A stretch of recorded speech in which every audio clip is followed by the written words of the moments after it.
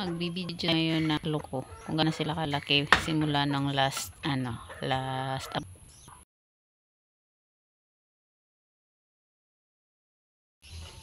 so ayan yung mga hayop nakaabang, kaya i-secure natin yung pinto.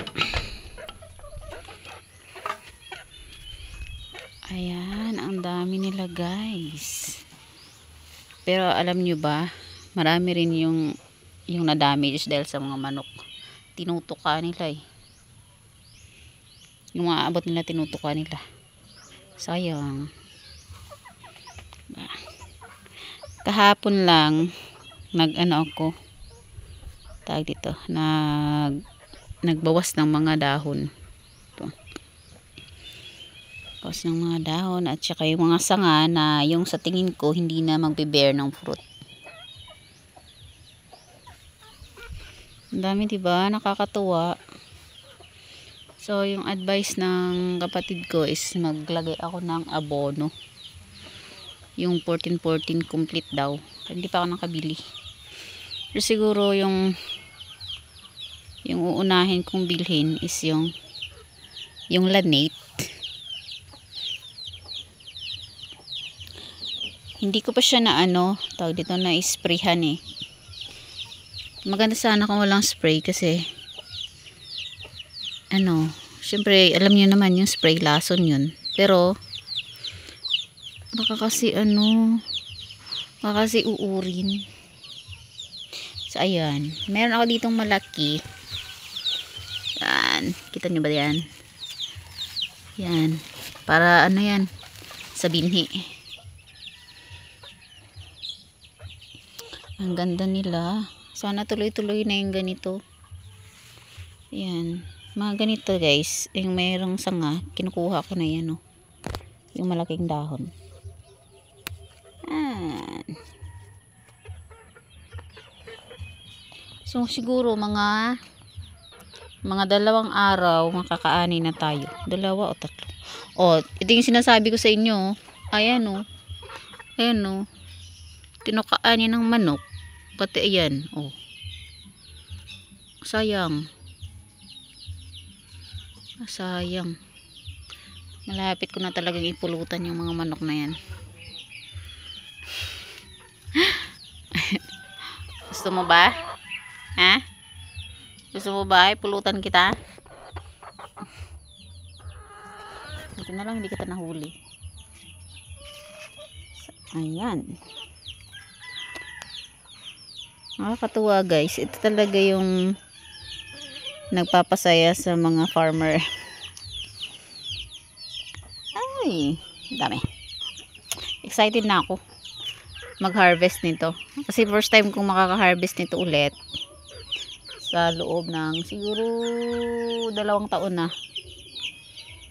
Nang medyo marami-rami.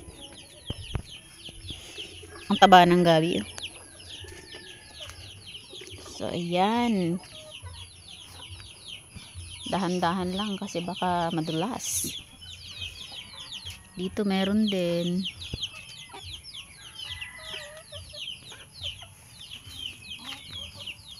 May mga iba, walang bunga. Pero, antayin lang natin. Malay mo soon. Ito, meron din. Nakakatawa talaga. Sana tuloy-tuloy para yung iba maibenta ng mapagkakitaan naman. Mamunga kayo ng marami ha. Mga manok nakaabang lang. Lagi na lang nag-aantay ng ayuda. So ayan.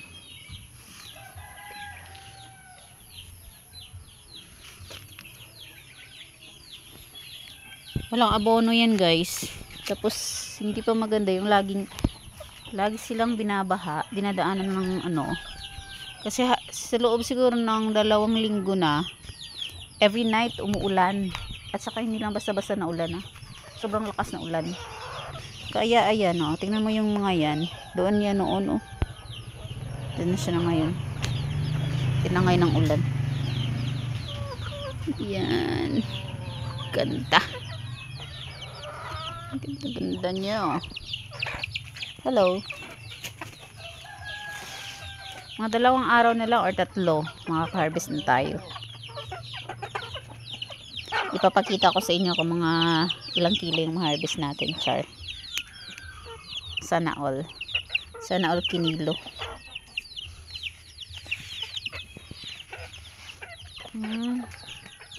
Talaga, namunga natin isang beses eh, pero ang payat niya oh. Ito yung sinasabi ko sa inyo guys oh. Oh. Tinutok kaya ng mga manok. Sayang. Sayang talaga.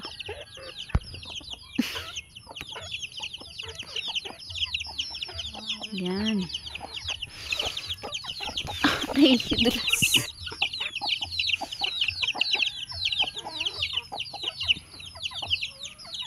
Tanan. May uod. May uod siya. Hanapin natin yung uod. Nawala na. Ay, ayan. Patay ka ngayon. Ito naman yung lemongrass ko. Pinagtatanggalan ko ng mga dahon kasi masyadong masyado siya marami. Kung may bumibili lang sana yan dito. Ito pa oh. Tatanggalin natin to. Ayan.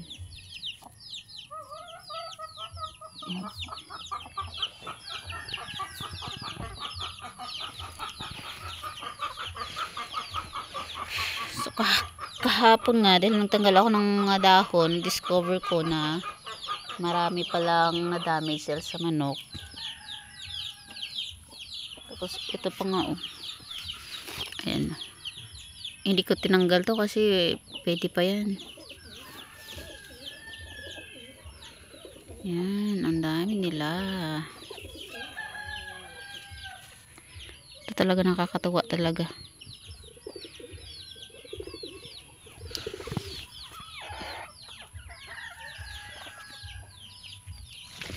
Sana no, mamunga siya ng mga 2 taon.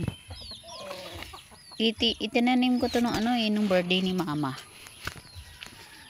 May 31.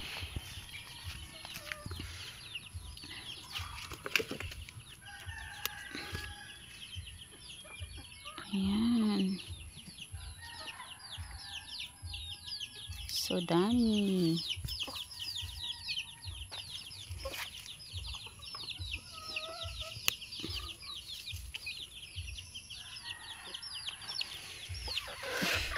Ito ang payat. At ang liit pa niya. Anong nangyari sa'yo?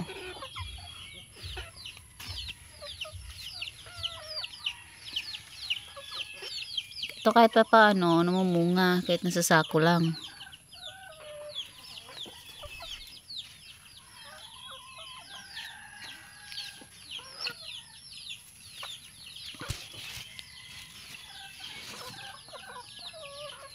Meron pa dun.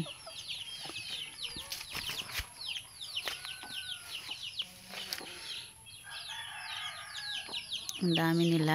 Excited ako kasi mag-harvest kasi madami at halos sabay-sabay.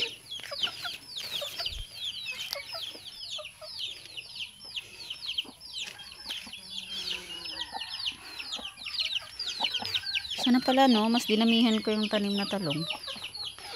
Ito namang 3 dito. Ito 3 puno. Marami ito mamunga noon eh. Kaso dyan ko nilagay siya may bato na yan. Ito na ngayon ng baha. Pinulot ko lang yan.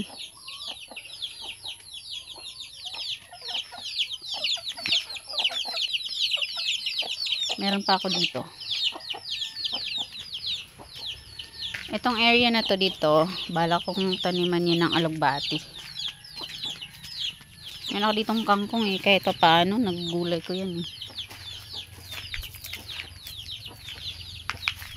Ito na nga, ito pa yung sinasabi ko oh. Talagang tinatalo ng manok. Tingnan nyo yan.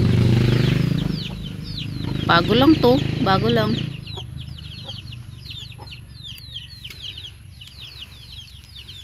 Tsaka ito pa oh, kawawa naman.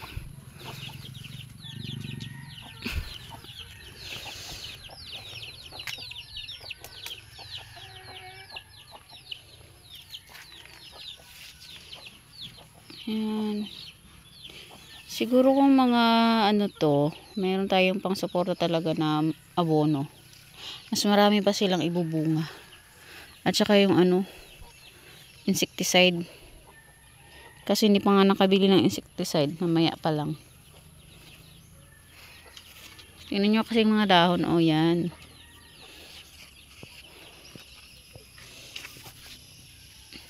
Ito maliit, maliit, maliit.